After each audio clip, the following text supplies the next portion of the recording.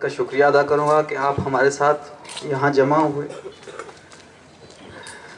मैं अपनी बात रखते हुए बहुत ज़्यादा टाइम नहीं लूँगा, सिर्फ यही कहना चाहूँगा कि आज नजीब की माँ हमारे साथ यहाँ मौजूद हैं और हर प्रोग्राम में यहाँ आती हैं, हमारे साथ बैठती हैं।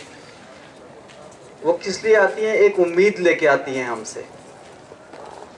उनकी उम्मीद है कि हम उठ खड़े होंगे, हम फिर से रोड पे निकलेंगे जिस तरीके से हम 9 फरवरी के इंसिडेंट के बाद निकले थे, जब कन्हैया को अरेस्ट किया गया था, उमर को अरेस्ट किया गया था, निर्वाण को अरेस्ट किया गया था और हमने अपनी मांगे मनवाई थी। वैसे ही उनकी आंखों में एक उम्मीद है कि हम फिर से निकलेंगे, उनके बेटे के लिए निकलेंगे। आज जब वो हमारे सामने आके रोती हैं तो मैं आपको बताना चाहूँगा कि मैं एक ऐसे खित्ते से आता हूँ, जम्मू कश्मीर से, जहाँ से मेरे घर से तकरीबन ज़्यादा नहीं, कुछ 30 किलोमीटर दूर जाके बॉर्डर आता है, जहाँ से पाकिस्तान शुरू हो जाता है। और मेरे लिए कोई नई चीज़ नहीं है कि एक माँ रो रही है अपने बेटे के लिए। ये कोई पहली बार नहीं हुआ कि एक माँ का बेटा गायब हो गया। ऐसे बहुत सारे इंसिडेंट होते हैं जिनका कोई पूछने वाला नहीं होता है। रोहित विमोला की माँ भी बैठी होती है हमारे साथ बहुत सारे प्रोग्राम्स में। और जम्मू कश्मीर में मैं आपको बताऊं, गलत नहीं होगा कहना कि हर 5वें घर में एक माँ बैठी हुई है जिसका बेटा अगर सुबह निकलता है, उसे स्कूल जाना है, उसे कॉलेज जाना है या उसे काम के लिए जाना है, तो फिर मिलता नहीं है, पता नहीं चलता वो कहाँ चला गया। और मिलता भी है तो उसकी डेड बॉडी मिलती है, या मिलता भी है तो इस हालत में मिलता है कि वो चलने के लायक नहीं होता।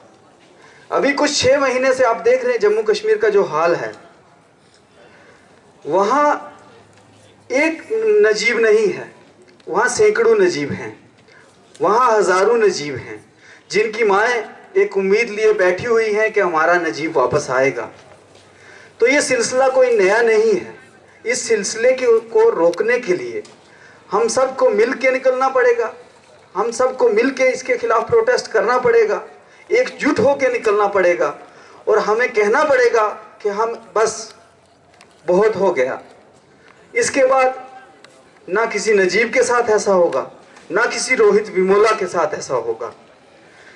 अगर हमने आज ये नहीं किया, अगर आज हम नहीं निकले इस मुद्दे को लेके, अगर आज हम नजीब के लिए एक साथ नहीं निकले, तो कल मैं भी हो सकता हूँ, मेरी माँ भी यहाँ बैठी हो सकती है, रो रही हो सकती है कि मेरे बेटे को वापस लाओ। कल किसी और स्टूडेंट की माँ भी यहाँ आके बैठ सकती है, कह सकती है कि मेरे बेटे को वापस लेके आओ। बहुत अजीब बात है, 9 फरवरी वाला इंसिडेंट आपने देखा, हुआ क्या था? कुछ लोगों ने नारा लगा दिया, उसके बाद हमारे JNU-SU के प्रेसिडेंट को उठा लिया गया। क्यों उठा लिया गया? कि वहां नारा लगाया गया और अफजल गुरु को शहीद कह दिया गया। लेकिन हैरानगी की बात है, महबूबा मुफ्ती जी जो जम्मू कश्मीर की CM हैं, सबसे पहले अफजल गुरु को अगर कोई शहीद कहने वाला था तो वो थी, उनकी पार्टी थी। यही BJP की पार्टी है, उन्हीं के साथ मिलकर हुकूमत बनाती है। और दूसरी तरफ अगर JNU का कोई स्टूडेंट ये कह देता है कि अफजल गुरु शहीद था, तो उसको एंटी नेशनलिस्ट कह के जेल में बंद कर दिया जाता है।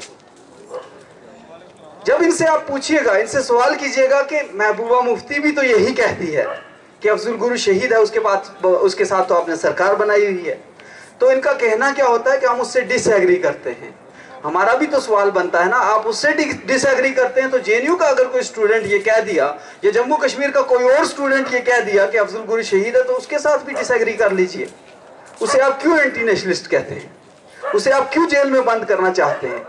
इसी के साथ मैं फिर से आप सभी हजरात का शुक्रिया अदा करूंगा, अपने गेस्ट स्पीकर्स का शुक्रिया अदा करूंगा कि वो हमारे साथ यहाँ आए।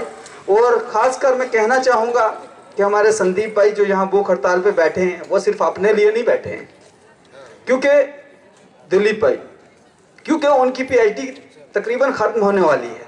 वो चाहें तो 6 महीने में अपनी PhD सबमिट करके चले जाएं, उनका काम हो चुका है। लेकिन आने वाली जो नस्ल है, जो सिस्टम बनाया जा रहा है इस गवर्नमेंट की तरफ से या इस UGC की तरफ से, जिस तरीके से ये एक एकेडमिक इंस्टीट्यूशंस को अटैक कर रहे हैं, जिस तरीके से ये एक सिस्टम बनाना चाह रहे हैं, उसमें हम सबको क्लियर लगता है कि आने वाली हमारी नस्ल ऐसी यूनिवर्सिटीज़ में, जैसे JNU जैसी यूनिवर्सिटी हो, जामिया जैसी हो, या DU जैसी, या इस तरीके की कोई और सेंट्रल यूनिवर्सिटी हो, उसमें नहीं आ सकते।